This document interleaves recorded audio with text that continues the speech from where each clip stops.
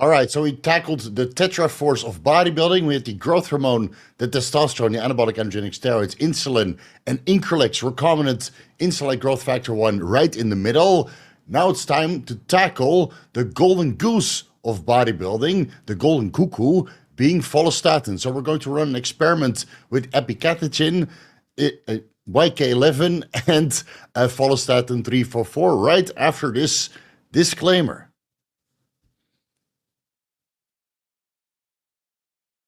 All right, Vigorous Steve here. In this video, we're going to go live, discuss my blood work results before I start this follistatin experiment, so you guys have a little bit of an understanding what my baseline parameters are. We have before pictures. We have some pictures to compare to from the previous experiment, the Operation Gyno experiment, where I ended up being 122 kilograms.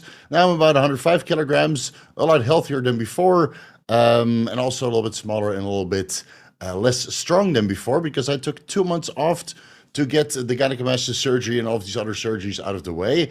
So let's just get started with what's on the menu for today. Let's see. We're doing this live, so if I make some mistakes, my sincere apologies. Here we are. Okay, so we have the Operation Follistatin base protocol. Let me move over here.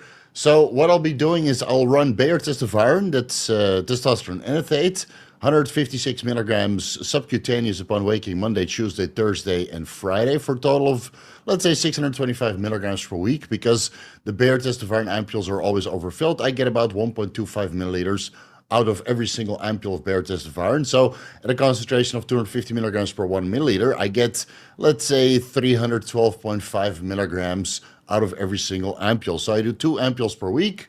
And that means that I don't do anything else because my total steroid intake over the week is 625 milligrams. Besides that, I'm running 37.5 milligrams DHEA, the hydroandrosterone, to keep my DHEA sulfate levels elevated. I'm using Mycardis, telmisartan, 40 milligrams upon awakening to keep my blood pressure in range. 10 milligrams ezetimibe upon awakening to keep my cholesterol levels in range. I use fluvoxamine to keep my mood in range, 50 milligrams before bed. And I combine that with methylene blue, 10 milligrams upon waking, 5 times per week on workout days. Now, again, don't do what I do because there might be some potential selective serotonin reuptake inhibitor and MAOI inhibition, serotonin syndrome drug interactions taking place there. So fluvoxamine obviously selectively antagonizes or agonizes the serotonin receptors and prevent the breakdown or prevents the reuptake of serotonin in the brain. And methylene blue being a MAOI inhibitor, preventing the breakdown of serotonin, dopamine, and norepinephrine, increasing serotonin levels in the brain as well. So I've combined this for a while now. It's not something I recommend, but it is possible based on some anecdotal reports. Now, the problems with serotonin syndrome from fluvoxamine happens at very high dosages. Same can be said for methylene blue. Yes, the methylene blue deep dive will drop sometime next week while I go into these dosages. And I have a very specific part of that video, of that deep dive, where I discuss serotonin syndrome that might occur with methylene blue. And then we're talking about hundreds of milligrams therapeutic dosages. That is not something that I'm taking because I don't need therapeutic dosages because I don't suffer from any of the medical conditions that methylene blue is prescribed in. And then I take nootropics as needed, dihexa, Noopept, bromantane, and intranasal Sumax, etc. So that's basically the base protocol. The only thing that could affect anabolism is the testosterone enanthate and the DHEA, right? Converting into testosterone and estradiol, having an anabolic effect. I don't think that the telmisartan has an anabolic effect. The ezetimibe, the fluvoxamine, the methylene blue, and the nootropics, none of those have anabolic properties. Because the whole reason of doing it like this is because I solely want to rely on this increase in follistatin. Now, we're going to start with epicatechin and slowly start escalating the dose upwards every 2 weeks, or change compounds which allegedly have a higher follistatin secreting effect or a higher bioavailability through changing the administration route. And thus, at one point or another, I should make tremendous gains, and then you guys will know what the ideal compound and the dose thereof is to have follistatin effects. So let's get started with the epicatechin. So again, every experiment will take about 2 weeks. I did blood work last Saturday. We'll address that a little bit later on. So I started the Epicatechin at 180 milligrams upon waking daily for 2 weeks. So now we're, let's say 4 days in, and then I'll continue for another 10 days and then take some pictures. I will not do blood work after 2 weeks on 180 milligrams Epicatechin. I will do that after the Epicatechin experiment has concluded, because I'll do 180 milligrams upon waking for 2 weeks. And then I'll double it to 180 milligrams upon waking plus before bed for a total daily dose of 360 milligrams Epicatechin per day. That will be done for 2 weeks. Then I'll do blood work, take my progress pictures, and then I have before progress pictures, in the middle progress pictures, and after progress pictures with blood work before and after. And that should be sufficient for an Epicatechin deep dive if and only if it actually elicits some sort of follistatin response. Now, unfortunately, I cannot check for follistatin or myostatin anywhere. I found a lab somewhere online that had allegedly testing at home follistatin kits and myostatin kits, which have now been discontinued, I believe. So you can only check for myostatin, not follistatin anymore, and then you would have to go through a practitioner. So that's way too cumbersome, and I don't even know how accurate it is. LabCorp and most of the clinics don't offer follistatin or myostatin testing. And I made a phone call to a WADA accredited lab where they have all of the testing equipment, but then they would need to get follistatin and myostatin as a reference standard. So you buy it from Sigma Aldrich or another provider, and then they would start comparing my blood work samples to the reference standards, and that would have cost thousands of dollars. So unfortunately, we're just going to have to go by before and after pictures and blood work changes, which we'll address a little bit later on. But it's going to be a little bit of citizen science experiment. So again, the dosages are going to escalate upwards. Once I finish with the Epicatechin after 4 weeks, I'll go to YK-11. There will be initially 50 milligrams upon waking and before bed, a total daily dose of 30 milligrams orally for 2 weeks.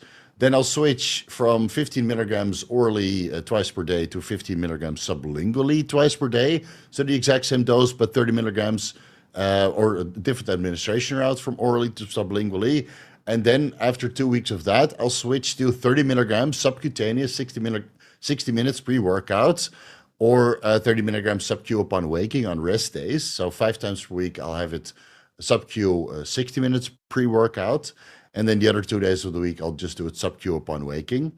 Still 30 milligrams, but the injection route will change, and it's not orally. It will be injectable. Spelling mistakes galore. For 2 weeks. After that, I'll take blood work again, and then I'll switch to follistatin. You guys know where you can find the abbreviations, right? You have to go to my website, because unfortunately, gray area peptide websites should not be promoted on YouTube. So you have to use your imagination on which brands I will actually run. Once I switch to Follistatin-344, that's just what I have access to. I would have liked to try Follistatin-288 or another isoform to kind of see what the difference would be. But all I have access to is Follistatin-344. This is being donated by the generous affiliates and sponsors, because I would not be able to afford this much follistatin just by myself. So luckily, we're having a sponsor for this experiment, because otherwise it would have cost me, what, $70, $75 per day to run 500 micrograms Follistatin-344 intramuscularly bilaterally, 60 minutes pre-workout, or 1,000 micrograms subcutaneous upon waking on rest days. So that's 1,000 micrograms daily for 2 weeks also. So after every compound has been used at various administration rounds, various dosages, I'll do blood work. So I'll do blood work. I did it before. Then after the Epicatechin protocol, then after the YK-11 protocol, and after the Follistatin-344 protocol. But I'll take progress pictures every 2 weeks just to make sure that progress is being made.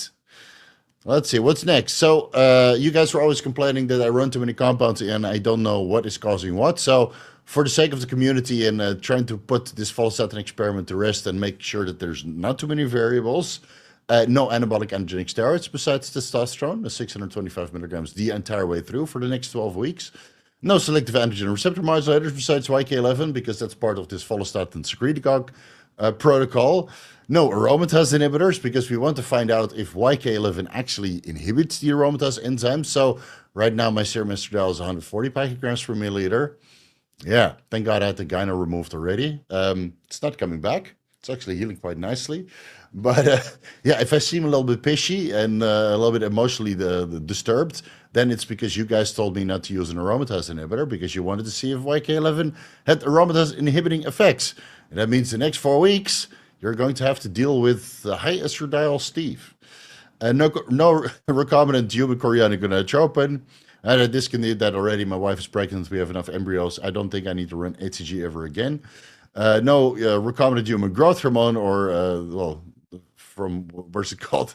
Other sources. So no GH, no IGF-1, no IGF-1 LR3 or DIS, no insulin, no thyroxine because I'm not running growth hormone, no injectable carnitine, no injectable glutathione, no injectable coenzyme Q10, no injectable diisopropylamine dichloroacetate, abbreviated to DADA, no injectable pre-workouts of any kind. And shout out to AA and MA for having the awesome pre-workouts.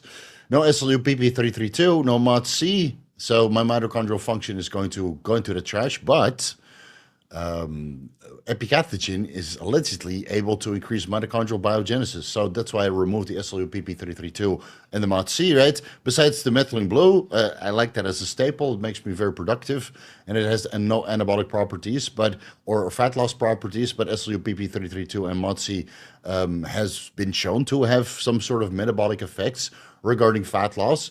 So we'll take those out, and then hopefully we can keep the mitochondrial biogenesis and function going with the epicatechin and the methylene blue.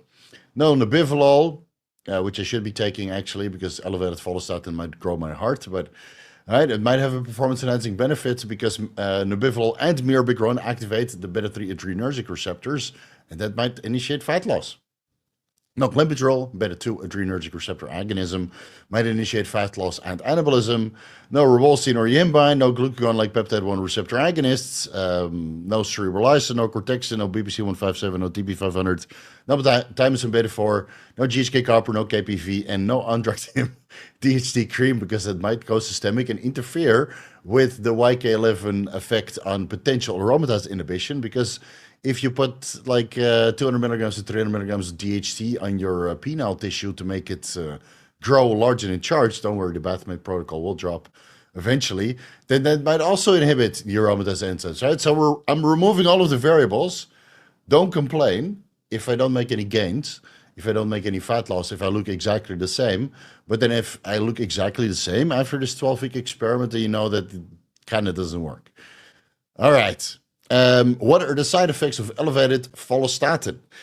Based for blood work, right? There's a lot more side effects that you can go into. We'll discuss that in the follistatin deep dive once this entire experimentation process is over with. What I'm purely looking for is what effect it might have on the blood work results, because again, I can't check follistatin levels in serum and I can't check myostatin levels in serum.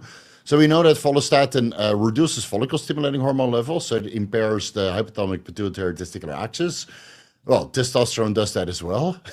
So FSH levels will be bottomed out, and I stopped the recombinant follicle-stimulating hormone level of follicle-stimulating hormone a while ago. So FSH will be 0. Yeah. So we can't go by that if follistatin actually lowers follicle-stimulating hormone. So feel free to run that experiment yourself. If you're currently natty and you want to run epicatechin, check your LH and FSH levels and your total testosterone, free testosterone, bioavailable testosterone, SCBG, estradiol, etc. beforehand.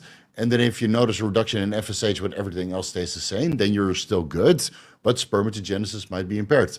Follistatin is called follistatin because based on the first scientific evidence, it was shown to inhibit follicle-stimulating hormone secretion from the pituitary.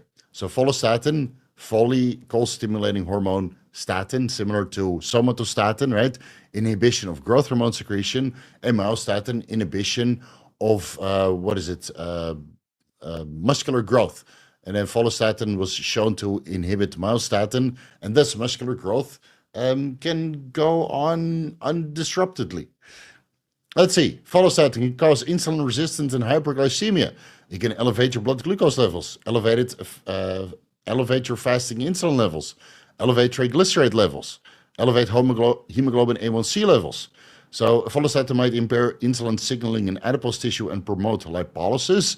And through the lipolysis, similar an effect that you would get from growth hormone through hormone-sensitive lipase, it can increase free-form fatty acids in the bloodstream. And it means that at the receptor site, the insulin receptor, what was it? Insulin receptor substrate 1, yes, that effect gets inhibited, and now you lose insulin sensitivity because there's so many free-form fatty acids in the bloodstream, and those free-form fatty acids go up, but also serum glucose levels go up, and thus you get acute insulin resistance. So you get this effect from growth hormone acutely when you dose that. That's one of the reasons why MK677 might cause insulin resistance. Because you have elevated growth hormone levels and thus elevated free-form fatty acids in the bloodstream the entire way through because it had such a long half-life. And when you start taking follistatin secretagogues like Epicatechin or YK-11, you might have a similar effect as you would see with MK677 or multiple administrations of growth hormone over the day. Now, again, this can be highly contested because I, as well as you guys, live the lifestyle. So you eat healthy, you do your daily fasted cardio, or shut the fuck up. Right, we take all of the micronutrients which are associated with improved insulin sensitivity, vitamin D3, magnesium, chromium, berberine, etc. And well, testosterone has been shown, at least in diabetics, type 2 diabetics, that it improves insulin sensitivity. So I'm assuming that alongside the testosterone, that this follistatin will not have a negative effect on my insulin sensitivity. And otherwise, well, blood glucose levels will become elevated, fasting insulin levels will become elevated, triglyceride levels will become elevated. That's why I take the carnitine out, so we can see if that has actually a negative effect on my triglyceride levels. And hemoglobin A1C will go up. Again, I'm doing a ketogenic diet to kind of bypass this. We'll get into the diet a little bit later on. Follistatin might cause hepatic stress or dysfunction by elevating liver enzymes and causing non-alcoholic fatty liver disease, which is a downward effects from having elevated triglycerides and just a poor insulin sensitivity, or aka insulin resistance, and hyperglycemia. So that's a downward streaming effect. Now, I've done ultrasounds, when was it? A couple months ago. So I'm willing to do another liver ultrasound at the end of this experiment to see if I got some sort of grade 1 or grade 2 non-alcoholic fatty liver disease. But keep in mind, throughout this entire process, I'm going to be dieting because I am a little bit too chunky. And I want to see where, if the gains are not coming from the diet, if the gains are actually coming from this follistatin increase. So liver enzymes will be easy to track, same as elevated blood glucose, fasting insulin levels, triglyceride levels, and hemoglobin A1C levels. That's easy to track. And chronically elevated follistatin might cause systemic inflammation, which elevates high sensitivity C-reactive protein levels. Obviously, let's capitalize that. Looks a little bit more pretty. And might also elevate interleukin-6 levels. I can't test that at Bria Labs, so unfortunately I can't keep track of interleukin-6 levels, but high sensitivity C-reactive protein, yes, I can check as many times as I want. And it might actually, through a different pathway, by having a negative effect on renal function. This is an associated relationship between chronically elevated follistatin levels and chronic kidney disease, that downstream it might also elevate Cystatin-C levels. There's no scientific evidence to support this, but when you do the research on follistatin, especially when it's chronically elevated, it's associated with all kinds of medical conditions, including chronic kidney disease, which might be caused by insulin resistance and chronic hyperglycemia, and that could elevate Cystatin-C levels. So for this entire experiment, every time I switch compounds, I can check my blood glucose levels, my fasting insulin levels, my triglycerides, my hemoglobin A1C, my liver enzymes, my C-reactive protein, and my Cystatin-C levels. So we have 7 other markers besides follistatin and myostatin to keep track of this experiment, and then the before and after pictures and my strength progression over the next couple of weeks. So I'm doing the best I can. All right, let's see. What else will I be running? So I discontinued all performance-enhancing drugs, but the over-the-counter supplements are still there. Just as a quick reminder, what else I'm on while I'm doing this experiment. I'm running the Elite Multivitamin from Gorilla Mind, 1 tablet in the morning and with breakfast and dinner. I do a B50 complex from Now Foods, 1 tablet with breakfast and dinner. I take vitamin C, ester C with bioflavonoids because it has additional calcium in there, which is good for bone growth. Again, I had surgery on my leg. There's now 7 holes in there, so I need additional calcium in my diet. So I take 1,000 milligrams with each meal. That is 5,000 milligrams vitamin C, and I think about 500 milligrams calcium over the day. I take 10,000 IUs vitamin D3 from California Gold Nutrition, 5,000 IUs with breakfast and dinner. Again, to help with bone mineralization. I will discontinue that as soon as I have another X-ray on my leg, proving that the 7 holes in my leg are finally closed. I have vitamin E with breakfast. Actually, that's only breakfast now. So that is just, how many milligrams is that? One capsule is 554 milligrams. Making adjustments on the fly. That's what happens when you go live. All right, take 2 capsules of Gero Formulas K Right. So that's another 2,000 IUs vitamin D3, morning and evening. And then in the capsules are also 500 micrograms vitamin K1, 1,500 micrograms of vitamin K2, MK4, and 180 micrograms vitamin K and K7. So I take double that for a total of 4,000 IUs vitamin D3 and 4,360 milligrams vitamin K daily. So that's 14,000 IUs vitamin D3 over the day coming from vitamin D supplements and the Gero K Right formula supplement. Again, I will have to dose as soon as the X-ray proves that those holes in my legs are closed and I can finally train legs with 100% capacity, because right now it's scary as fuck to train legs hard. Really, because I know mentally that there's 7 holes in there, and while I know that they're not closed, 4 plates, 5 plates maximum, no extensions, no curls.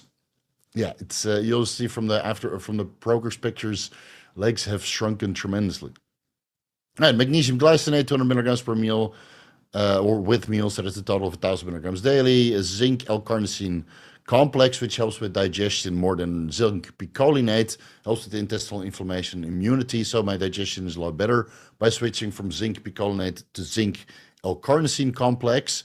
So that's 1 capsule with breakfast and dinner, a total of 25 milligrams zinc and 86 milligrams carnosine over the day. Now foods, taurine, double strength, 1,000 milligrams with meals, total 5,000 milligrams daily.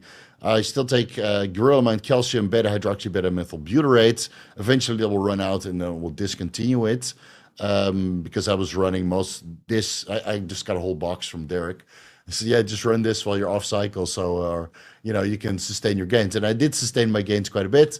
But yeah, it's almost running out, and for the sake of this experiment, it might have some sort of overlapping effect. So that will come out soon.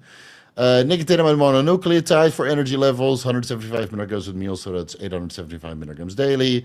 Antioxidants, N-acetylcysteine for glutathione production, so no injectable glutathione, but I'll still have N-acetylcysteine for liver health and overall antioxidant status.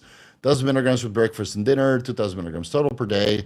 Omega-3 elixir fish oil, so that's 1,105 milligrams with meals, a total of 5,500 milligrams, consisting of 3,120 milligrams EPA and 2,080 milligrams DHA daily. Absolute phenomenal fish oil formula from Gorilla Mind. It's linked down below in case you want to give that a try.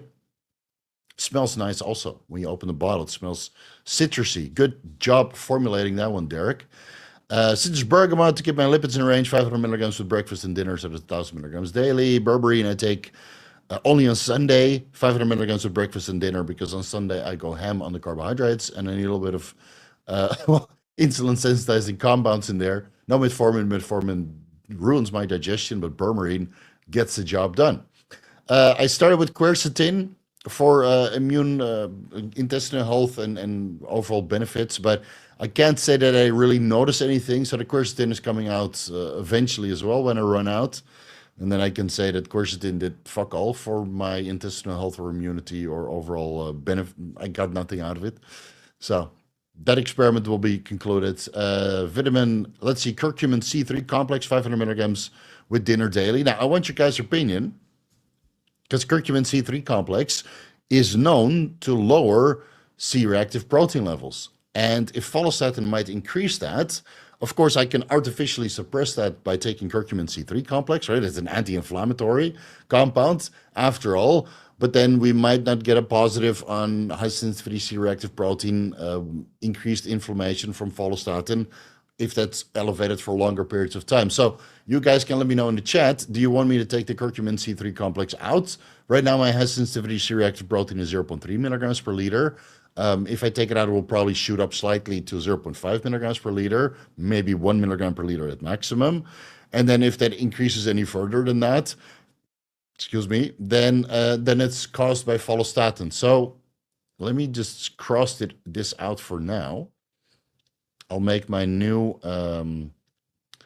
tablet box next week, and this one we can cross out.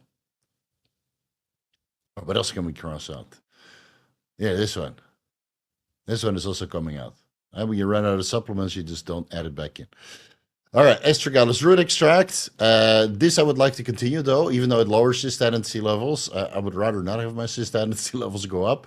So curcumin C3 complex lowers inflammation systemically, but astragalus root extract lowers inflammation predominantly in the kidneys, allowing for proper filtration.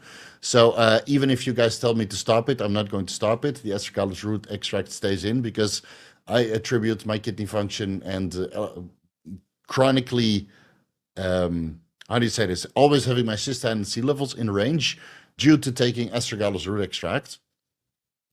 Eventually, I'll try to switch to astragaloside 4 to see if that has a more potent effect in bringing Cystatin-C levels down, but that will be after this YK-11 and Epicatechin and Follistatin-344 experiment has concluded. All right, I take black currant oil, double strength, 1,000 milligrams for breakfast and dinner, so that's 2,000 milligrams in total for a total of 280 milligrams gamma-linoleic acid and 208 milligrams alpha-linoleic acid for nice skin and good hair and a very thick beard. I shaved yesterday morning, man. It's already... Ugh. Thank you, black currant oil.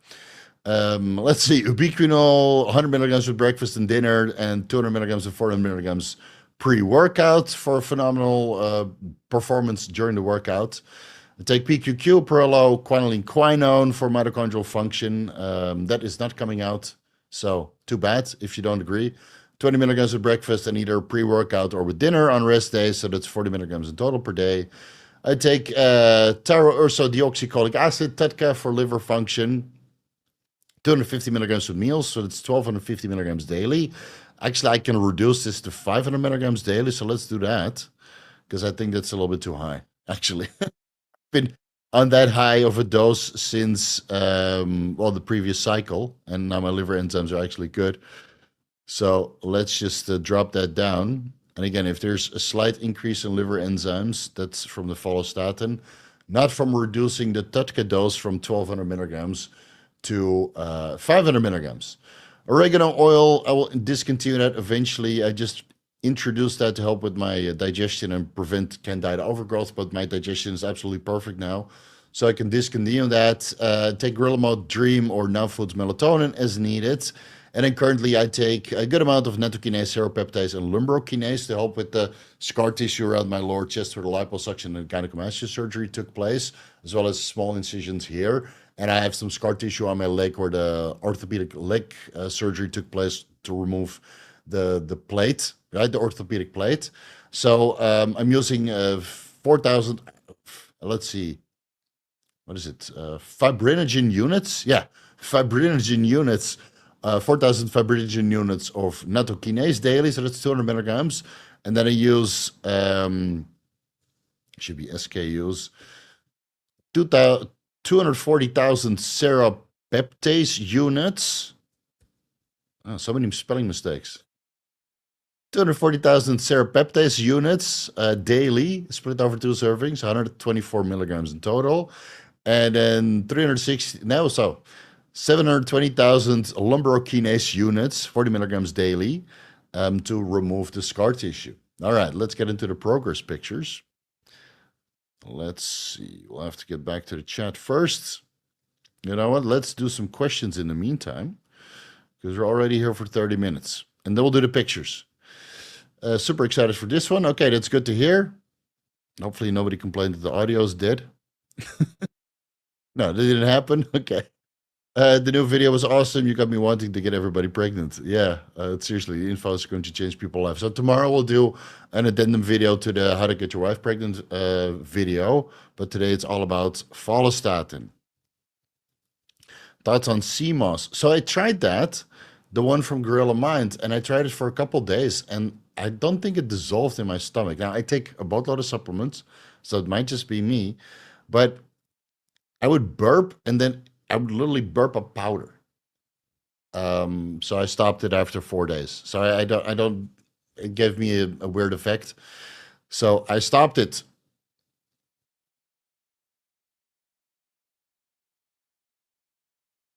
Let's see. Coach Chief studying stats to reduce myostatin to the max. Another great experiment that you're selfishly doing. Yeah, somebody has to do it. Somebody has to do it. Jimmy the Bull. Is that the real Jimmy the Bull? Or just going with somebody else's name? I just ran YK-11 with my cycle and I didn't like the joint pain similar to Winstrol and felt and still felt it being on deck. Yeah, I got the same effect after 7 weeks on YK-11. I got some dry and tender joints, but it wasn't too bad. It wasn't too bad. My estrogen was high. I was on a good amount of growth hormone. So let's see how bad it is this time because I'm not on DECA. And even though my estrogen will be high, I'm not in growth hormone. And I won't be using any joint support formulas from MA or other producers. So yeah, let's see. I'll let you guys know. Let's see. Okay, so that's pretty much it for the questions now. Let's get into the progress pictures. And share screen. All right. Let's see, can we see that? Yeah, there we are. Okay, so these are the pictures from the cycle where I did test and DECA and MENT and Anadrol and YK-11 and growth hormone and Increlex and whatnot. So this is me at 120, let's say 120 kilos. I maxed out at 122 kilos. So a pretty full, pretty lean, but a little bit fluffy. Here's the back double bicep. You see how fluffy I am? I mean, look at my lower back and glutes, soggy as shit. And then after that, I didn't train for 2 months. So guys, be gentle. It's not good. What I look like right now after 2 weeks back in the gym, it's not good. So this is the front double bicep. Actually, I look softer and fatter, but I got leaner from the previous pictures. So it's weird. I took these pictures. I'm like, what the fuck has happened? Why do I look so soft? Maybe it's the high estradiol. But yeah, I'm not happy with this. So I have a lot of work cut out for me. So be gentle. It's been 2 weeks back in the gym. This is the front double bicep last Saturday. And there's still a little bit of inflammation on my lower chest, obviously, so you don't see so much separation. Where, of course, the gynecomastia surgery and the liposuction took place. But it's getting better by the day. So I'm massaging that actively and using the peptidases to break apart the scar tissue. And I think over in the next 2 or 3 months, it just should look normal. And then with the reduced fat mass from dieting and the liposuction, it should look pretty tight again. But the legs came down tremendously. Yeah, and I can't say that I feel super comfortable training legs very hard. So if my legs don't grow over these next couple of weeks, my sincere apologies. Just go by upper body. I'm training legs as hard as I feel comfortable doing. Is the back double bicep? Oh, there's really nothing to see here. Oh, look at that lower back coming over my underwear. Ooh, I got some improvements to make, guys. I feel very naked posting these pictures here. Let's do some swole pictures, and then even the legs are not so good, but at least my pants were tight. But now the legs are tiny, and the pants are loose. Let's see what's next. Is there another picture? Oh yeah, here's the comparison. So here you see a clear difference. This is a 2 months regression, undergoing surgery, going back to TRT, and then restarting a testosterone cycle. So 1500 milligrams plus all the peptides that are known to be anabolic versus 625 milligrams of testosterone, just starting with Epicatechin.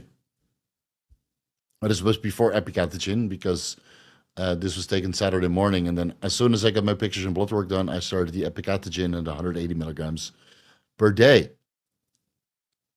And this is the back double bicep, both fat. Oh well, plenty of dieting to go for. This is the diet. It might be hard to see. So again, I did a extensive stool examination and food examination to see what I could digest. So it looks very monotone, and that's because it is, because I'm still trying to reintroduce food and kind of slowly but steadily push the boundaries of what my intestinal tract agrees with. So for now, I basically have three of the same meals or four of the same meals. I eat for meal one and two, I have 150 grams ground beef, 25 grams ground beef liver, and 150 grams ground chicken breast. And I just mash it all together and throw it in the air fryer. And then in the other air fryer, I throw in 100 grams of kale, 100 grams of green beans, and extra virgin olive oil. Then once it's all done, I add in some salt and some sauerkraut, and I call that a meal. I do this for meal one and two. So that's about 70 grams of protein, 10 grams of fat, give or take, and 10 grams of carbs. Yeah, but most of that is fiber, or a good amount of fiber. And in meal three, I have pretty much the same, but I don't have the beef liver. I added in the beef liver to kind of help with acne because I knew that on high testosterone without an aromatase inhibitor, estradiol would be high, as you'll see from my blood work results. And that also means that acne might start to manifest. So instead of using Accutane, which would compromise my joints, obviously alongside the YK-11, and they'll ruin my liver enzymes and ruin my mood and libido. Not too bad if you do it low enough, low dose, 10 milligrams twice a week or 3 times a week. But I threw in the beef liver because that's more nutrition and more nutritious, and it also brings my acne formation to almost zero. So I have a little bit, one dot here or there, maybe from going back to the gym and touching all the dirty gym equipment while sweating profusely.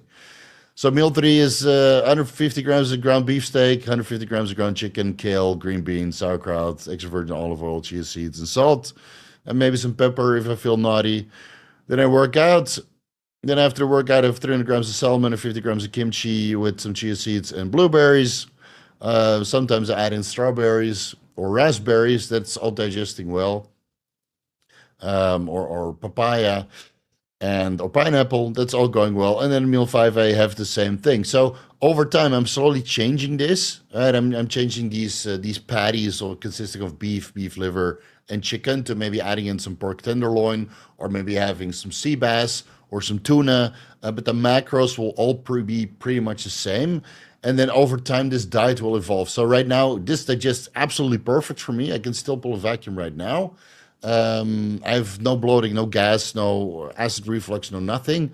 My digestion is absolutely fantastic after, well, maybe 6 months of having brutal digestion with acid reflux and bloating, to the point I had to use a CPAP machine because my stomach was pushing my diaphragm up through my nose. Uh, so, yeah, it was not great. So I'm eating about 375 grams of protein, 90 grams of carbs, sometimes a little bit less, sometimes a little bit more, and then 85 grams of fat. And again, sometimes I add in a little bit of mixed nuts or mixed seeds to my meals, the nuts and seeds that I can have based on my food allergy test. And sometimes I have some avocado. So let's say on leg day, I train a little bit harder or do a little bit more volume because I can't train too heavy. So I have some avocado or some mixed nuts. So let's say my diet is anywhere between 2,500 calories to 3,000 calories. That should initiate some fat loss, not too fast. Should be enough to accrue muscle mass and keep me lean, basically. So it's basically just a recomp diet with a little bit of flexible eating and just trying to figure it out of what should be working well for me going forward. And then we also have blood work, obviously. All right, that's next. Yeah, let's do the blood work first.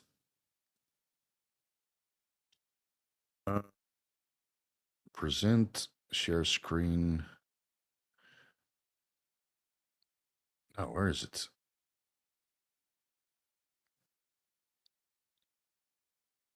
February.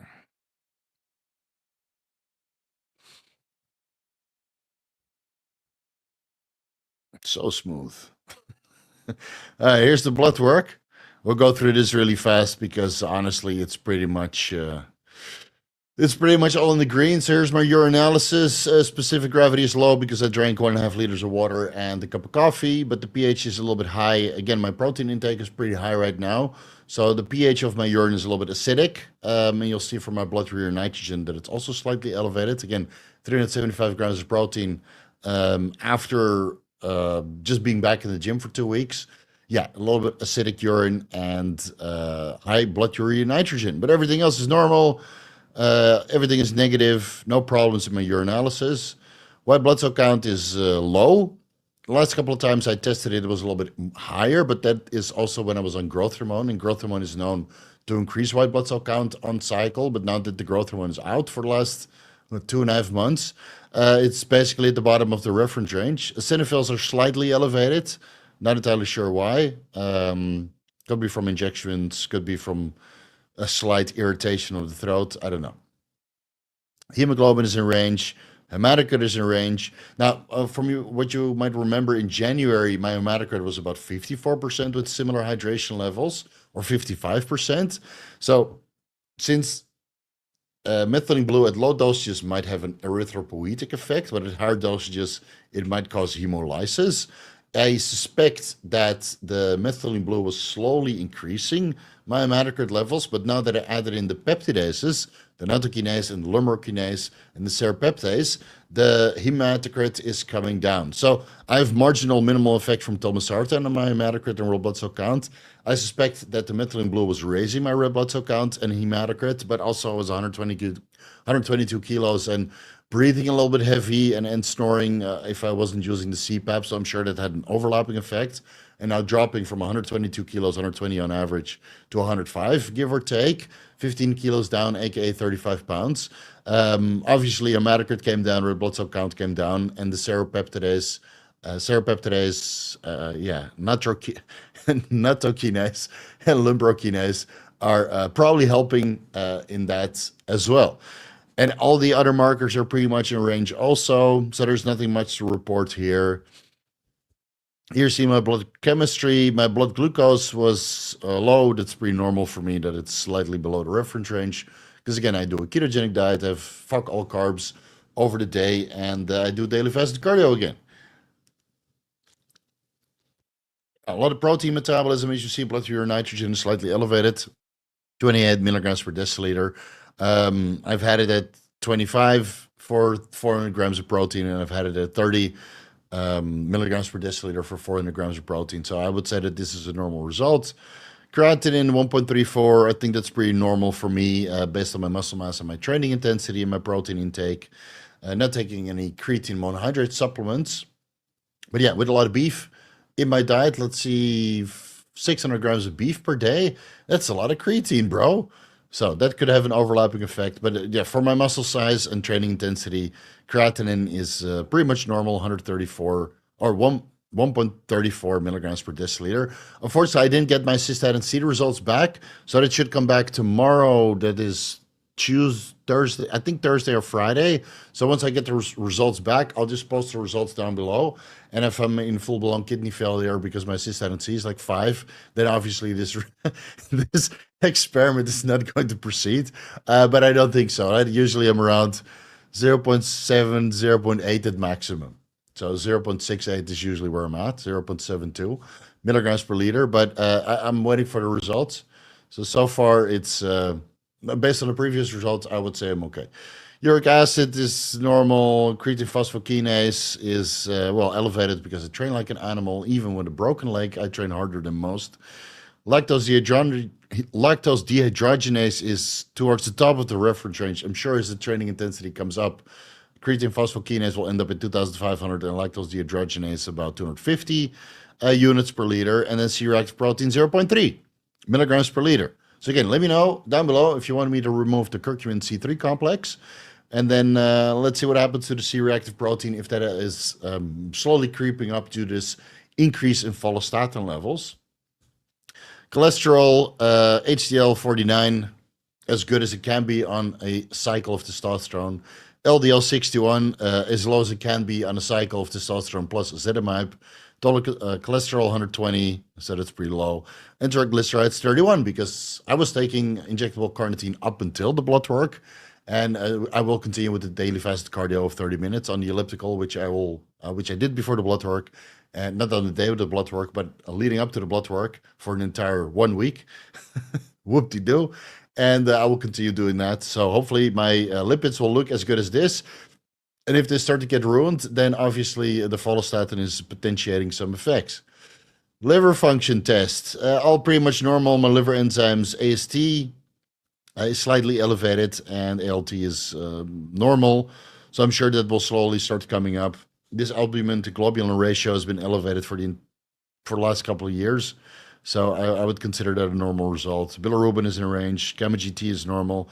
I suspected that my alkaline phosphatase would have been severely elevated because I just had leg surgery. Again, having the orthopedic plate removed, removing the 7 screws from my leg and having 7 holes in my leg and shaving the bone at particular areas to make it smooth again because I had a little bit of a bone spurt growing over the orthopedic plate. I suspected that my alkaline phosphatase would have been like 500 or something units per liter. So I checked my bone-specific alkaline phosphatase, but the results will take 2 weeks to come back. So once those results are in, I'll let you guys know in the Vigorous Q&A what the results were. And then I'll post them down below alongside the Cystatin-C results because, again, that will take some time to get back. Iron is in range, right? Serum iron nicely in the middle of the reference range. Ferritin in the middle of the reference range. So nothing to report there. Thyroid function after removing the thyroxine for 2 months because I came off the growth hormone for 2 months. Thyroid stimulating hormone is 2.5. T3, T4, it's all within normal parameters. So no reason to make adjustments to my iodine or vitamin K or selenium intake or start supplementing with thyroxine T4. So we'll keep that the same. We'll keep track of that, even though follistatin apparently has no effect on thyroid hormones. There's a fun fact, though. If you have hyperthyroidism, it might increase follistatin levels. Yeah, so if you make those a T3, you might increase your follistatin levels also, but I'm not going to do that. I don't like T3. It makes me, the heart rate goes up way too much. All right, and here are the hormone levels.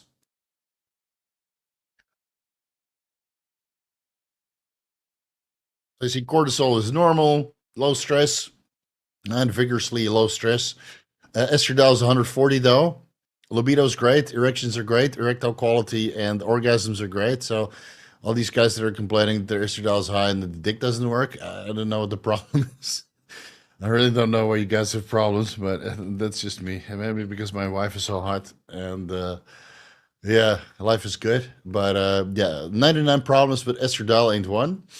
Water retention is there, as you can see from the progress pictures. I mean, I look like garbage, but the libido is good so far. Let's see after 12 more weeks of dieting and having a fat intake of 85 grams to 100 grams per day, maybe then this estradiol will start to affect me. So I think estradiol will end up at 150 picograms per milliliter after another 4 weeks on this bare test of iron, because again, it takes some time for bare test of iron to really accumulate and peak serum levels because it's produced in castor oil and I take it subcutaneously. So it takes weeks before that really peaks.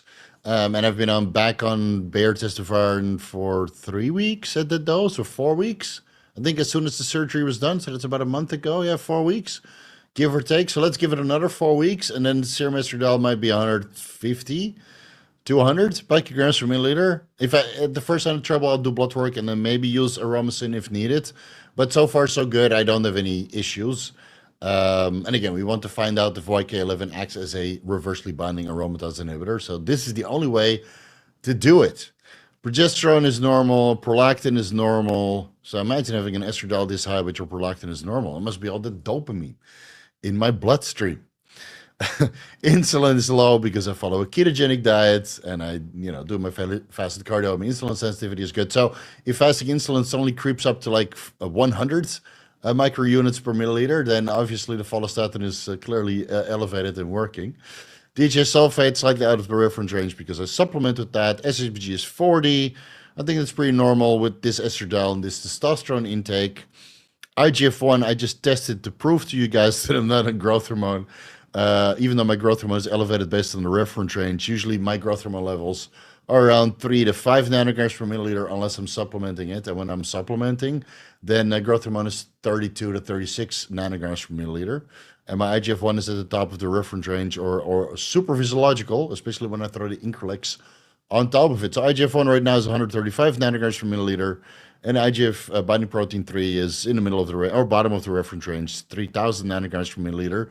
So not very anabolic, but at least we get to see if follistatin has a positive or negative effect on IGF-1 and growth hormone levels, or fasting insulin levels for that matter.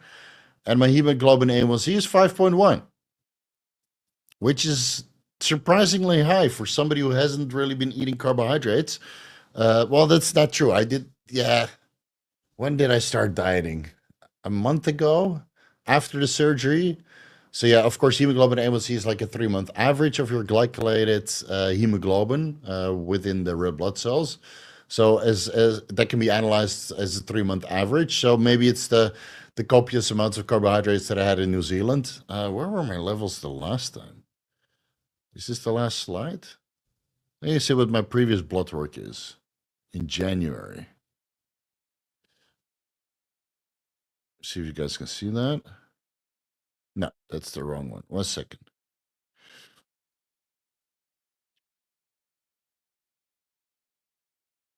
Eine Minuten. Is this the correct one? Oh. Share screen.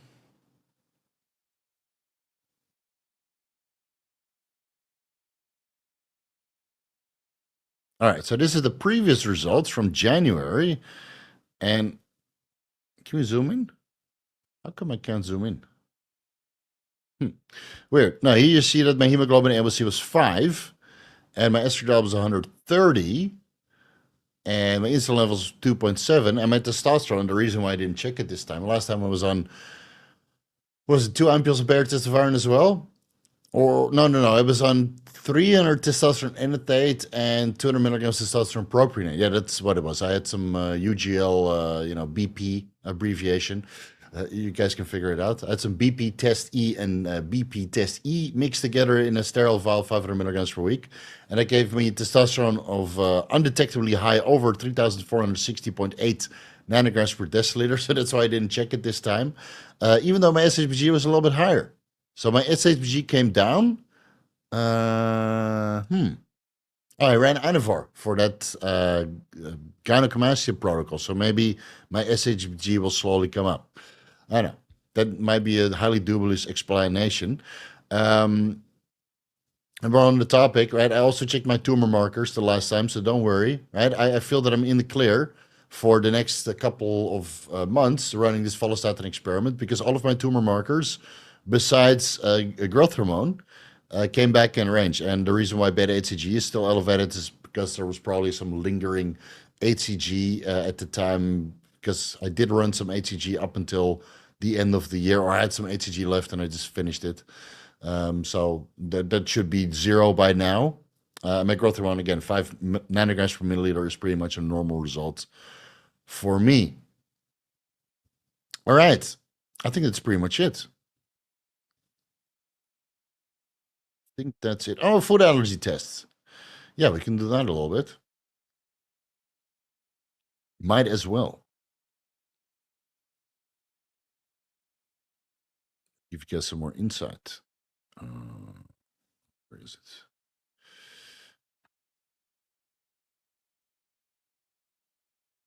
All right, so here's the food allergy tests. So basically, these are the results from early this year. So I had to eliminate egg whites.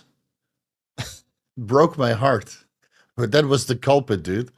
I was having like 10, 12 egg whites in the morning, and then sometimes 3 egg whites in the evening with my beef meal, 3 whole eggs. Again, I was bulking hard, from 5,000 to 5,500 calories. Ending up at 122 kilos, it was worth it. But how much of that was intestinal inflammation from the food allergies that I was suffering from? I have no idea. So the yogurt, the cow's milk, the pistachios, the Hokkaido pumpkin, it's probably way expensive, so I never ate that.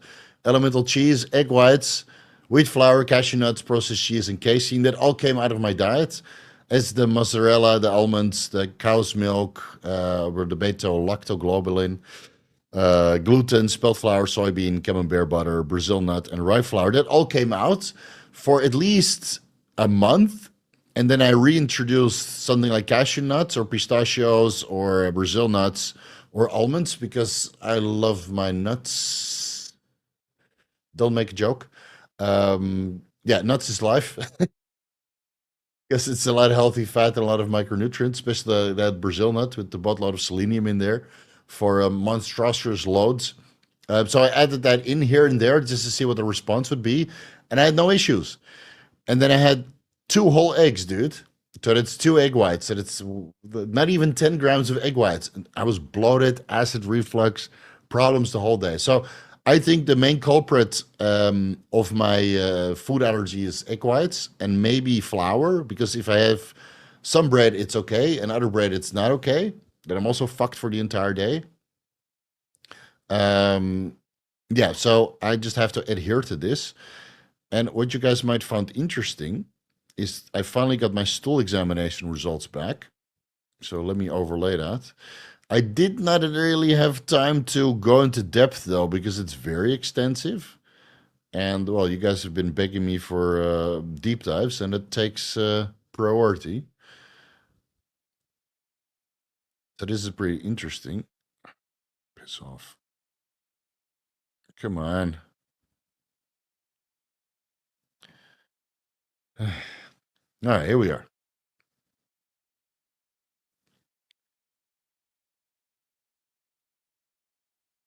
I don't know why I can't zoom in on this shit.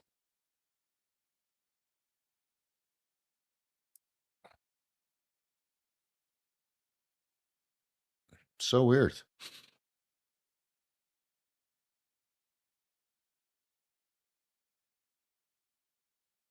Hmm. Let's try this again. No, okay, now I can zoom in. Maybe I can zoom in when I'm sharing.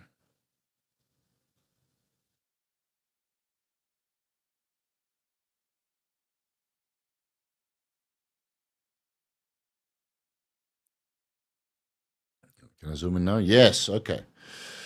So this is basically just the usual information that they ask for. So let's skip over that. So here they gave me a gut dysbiosis score.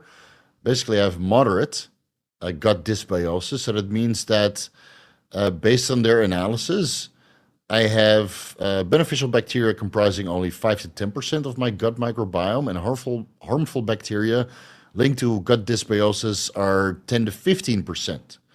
So again, it's already a month ago, and the amount of antibiotics that I took after the surgery are absolutely insane. So not really sure where they are now, but this is actually pretty cool. So you get a very extensive list on where your gut microbiome and your digestion of particular food sources falls. So you see that I have normal digestion of carbohydrates, um, indigestible protein degradation is protective, normal lipid degradation. I have a vitamin B1 deficiency, even though I take a vitamin B50 complex with 50 milligrams of micrograms thiamine in the morning and the evening. So most of this is normal, but it does give me a little bit of an insight on what additional things I need to pay attention to. Like I have imbalance in my butyrate production, protects against harmful bacteria, and imbalance in my propionate production. Apparently, you produce propionate short chain fatty acids in your intestinal tract. So I take testosterone propionate or acetate, chermolone acetate when you just produce that internally. Just take the raw, man. Oh, this is very interesting. I have a neurotransmitter production significant imbalance.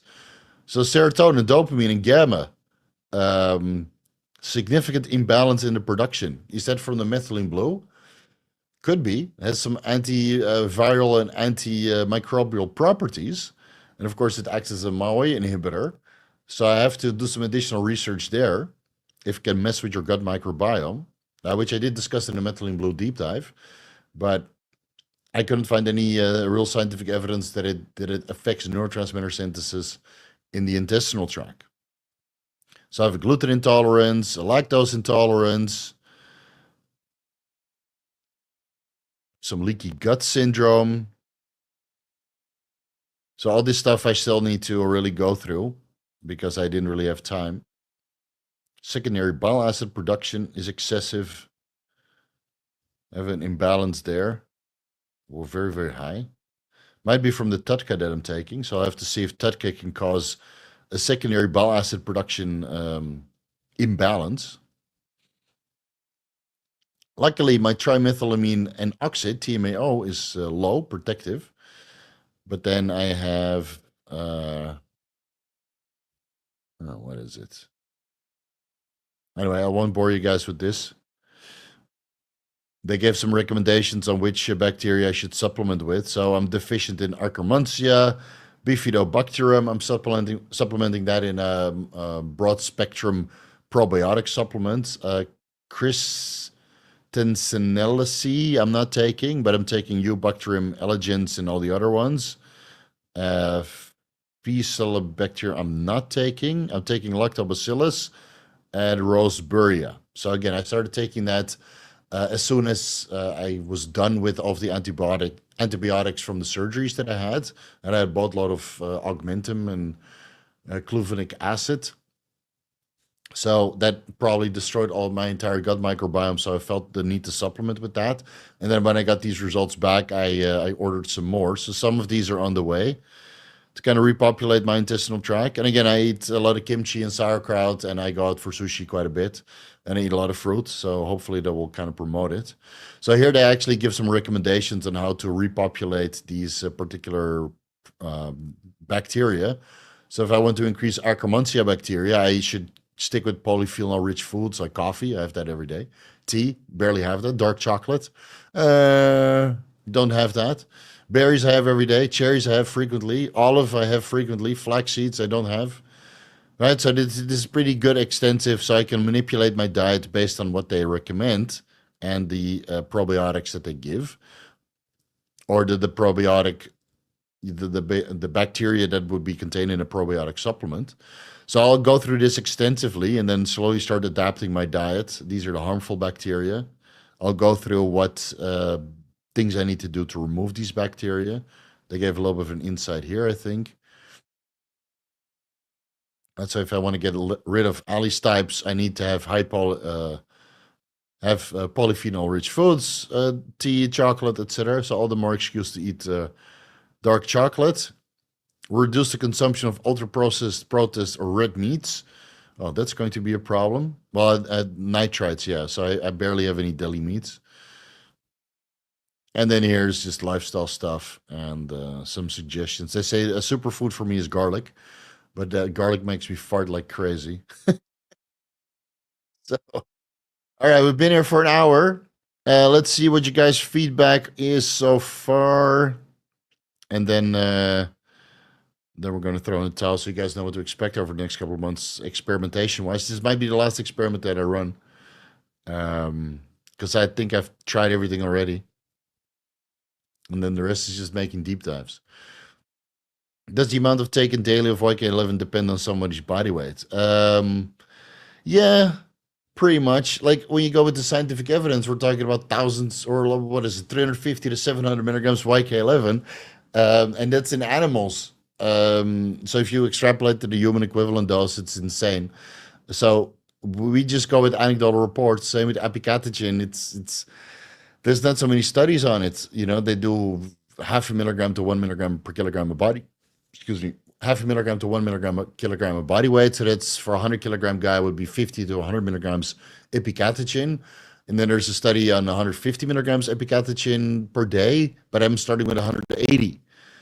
Now, all of the follistatin increases are from animal models, not really from human subjects. Again, I didn't read all scientific evidence yet. I'll do the deep dive once Epicatechin starts working for me. And if it doesn't really work, then I'm not going to bother, because why would I present a deep dive for something that doesn't do anything? Right, so stay tuned. And it's the same with YK-11, man. You just start somewhere and increase the dose until you get an effect. So based on all the Reddit reports, 180 milligrams of Epicatechin to 360 milligrams seems to have a good effect. And it's the same with 20 milligrams to 30 milligrams YK-11. And obviously, people take 30 milligrams oral YK-11 and 10 to 20 milligrams injectable YK-11, but I wanted to keep the dose the same to see if it elicits more of a response, switching from oral to sublingual to injectable. So when I did sublingual, I did 30 milligrams, 15 milligrams in the morning, 15 milligrams in the evening. I didn't really try oral. So let's see if there's a difference there. All right, let's see if that slowly improves the follistatin effects. I like the pumps and contractions I get from Epicatechin. Okay, so Matt, once we're done here, please write a little bit of a report on what your experience is with Epicatechin, because again, I know in our community, right, the Vigorous crew, everybody works out and trains vigorously and all that kind of stuff. But when you read these Reddit reports, you're never really sure what people are doing on the side. So if after we're done here, if you can write in the comment section a little bit of your experience with Epicatechin, it would be highly appreciated. And then I can work that into the deep dive once it drops, if it works. Steve Soft is other people's joked. You know what's weird? Every time I take pictures, and it still happens to this day, I take pictures and I'm like, fuck, I look like shit. And then I walk to the mirror. I'm like, why the fuck don't I look in the pictures like I do in the mirror? You know, I'm great at making these deep dives, right? But I'm terrible at taking pictures, dude. I'm terrible at it. Like here, I think this is already better than the pictures I just showed you. Where's the fat? What the fuck? And now I'm sitting in the air conditioning, so my veins are gone. But dude, in the morning, I have like all kinds of veins on my arms and on my legs. After I remove the egg whites, I have veins from, let's say, my inner thigh all the way down to my toes. You just don't see it in pictures. I don't know. And I get this all the time in real life. And like, Steve? I said, yeah. I said, dude, what the fuck? You look so much bigger and more shredded and more pumped in real life than you do on YouTube or in pictures. I'm just not very photogenic, man. Photogenic, not photogenic. Photogenic. It translates horribly. Yeah. So I kind of gave up. You take the pictures, I'm like, oh, fuck, man. I don't want to spend 6 hours in some sort of photography class just to look half decent. Ugh. Sucks. Your carb cycle. Yeah, in the weekend I have extra carbs. Yeah, but it might not be the most pretty carbs. I like herring. Yeah, low fat, high protein. Yeah, herring is a good option. Opinion on rat 4T. SARMs are for losers, but follistatin we can accept because it's a follistatin, or YK-11 we can accept because it's a follistatin secretagogue.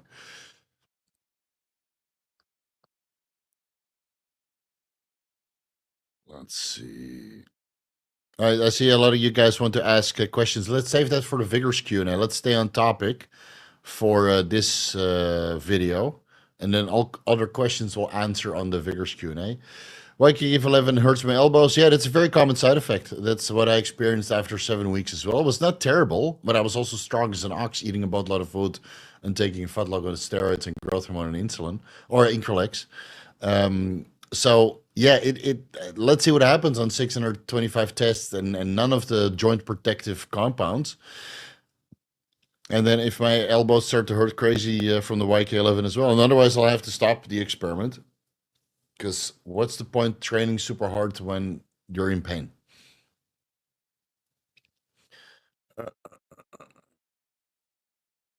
Steve, a video idea where have a subscriber join for a video can ask questions. Yeah, we have consultations for that. Imagine a recorded consultation. Yeah. Yeah, you can record a consultation after you pay, buddy.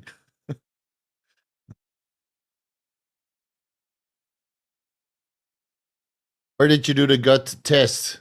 I did it in Thailand. It's called Mod Gut, and they offer that here in Thailand. But they have that digestive tests worldwide.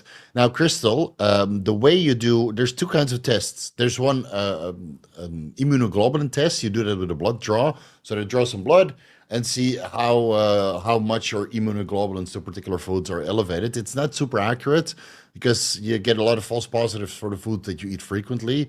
So I suspect I got false positives for cashew nuts and almonds and Brazil nuts because I ate those almost every day. But I certainly got a positive for egg whites. So as soon as I removed all the foods that I said I had a strong to mild reaction to, my digestion improved. And then now it's mostly a matter of reintroducing those foods that might be on the list just to experiment to see if my digestion gets ruined. So flours, right? Wheat flour, spelt flour, rye flour, bread, basically all the good stuff. All the tasty stuff I can't have, and egg whites. Egg whites fuck me up.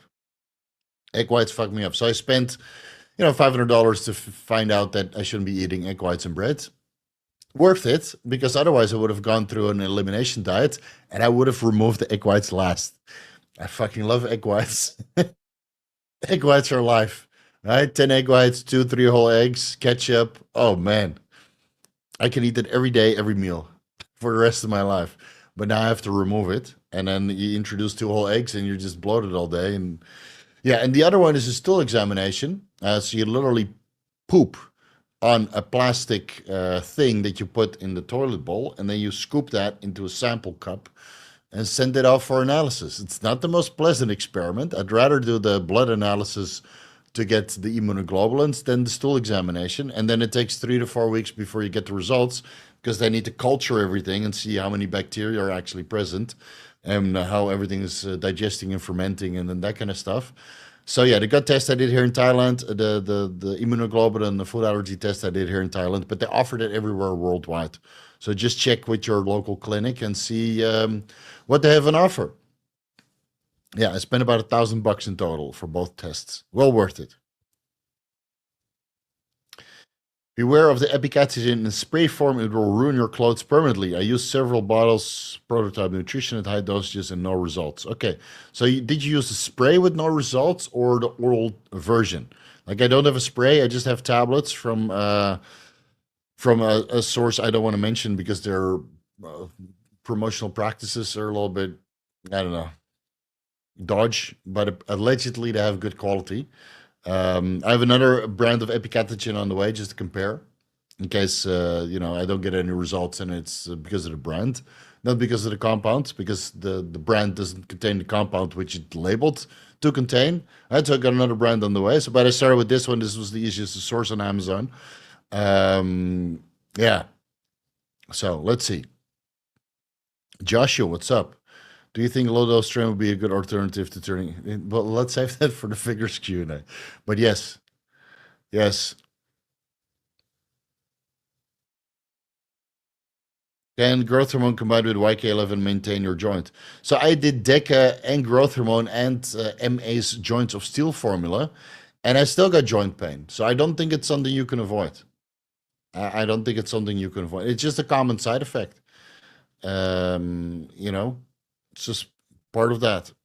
What kind of epicatechin do you use? It's the, let me see. There's several kinds, right? So it's definitely not the extract from chocolate. Not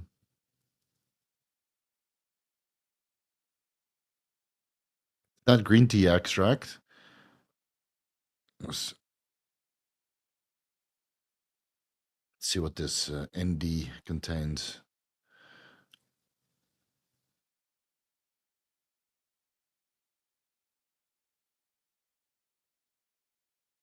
God, doesn't even go to the website. So this is minus epicatechin 90% extract with pepperine to enhance bioavailability. And it's coming from the Camellia sinensis extract leaf. Let's see if I can type that in the chat.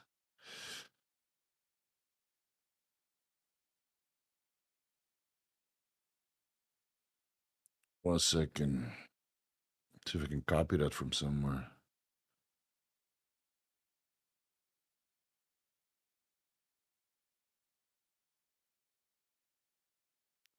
Extract.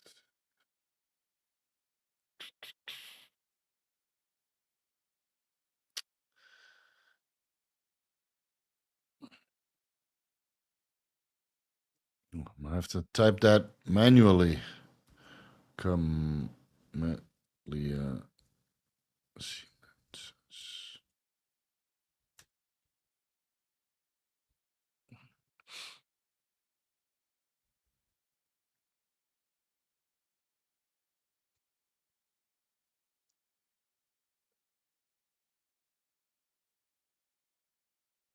All right. So this is what I'm using. And there's several different versions out there. But this apparently has a good rep. So I just went what is easily acquirable on Amazon. And if this doesn't work, I got another brand on the way to give it a try. The dosages will stay the same as I planned. And then I'll let you guys know which brand is good and if they both don't do anything, then well, we lose 4 weeks. And then we switch to YK-11.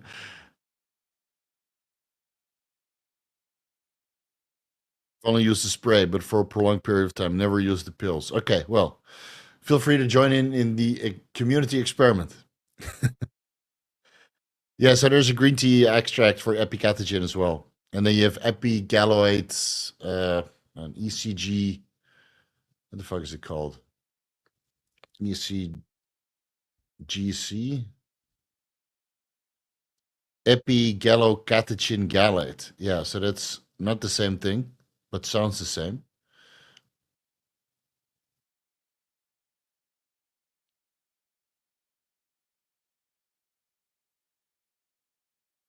That's from green tea, yeah. So there's different versions out there. So this one seems to be well studied and quite potent. So that's why I went with this option.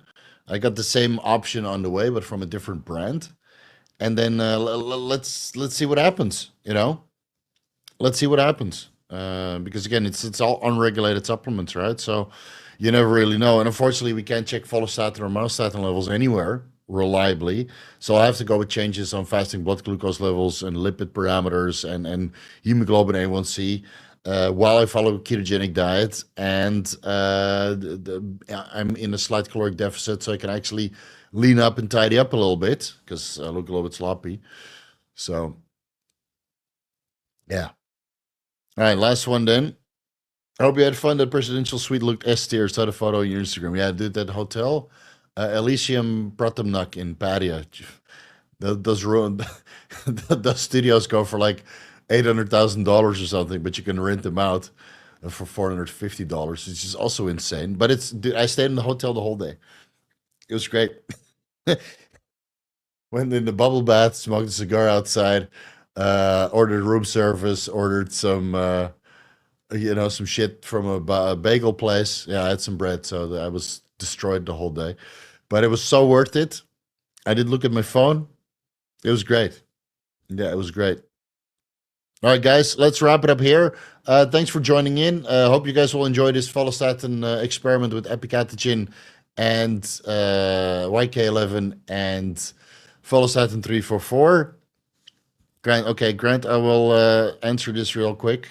Gonna start my cut soon. 250 milligrams test, 20 milligrams Osterin for joints and mood. I will not answer anything else. So if you super chat, that money is mine, and you will not get an answer.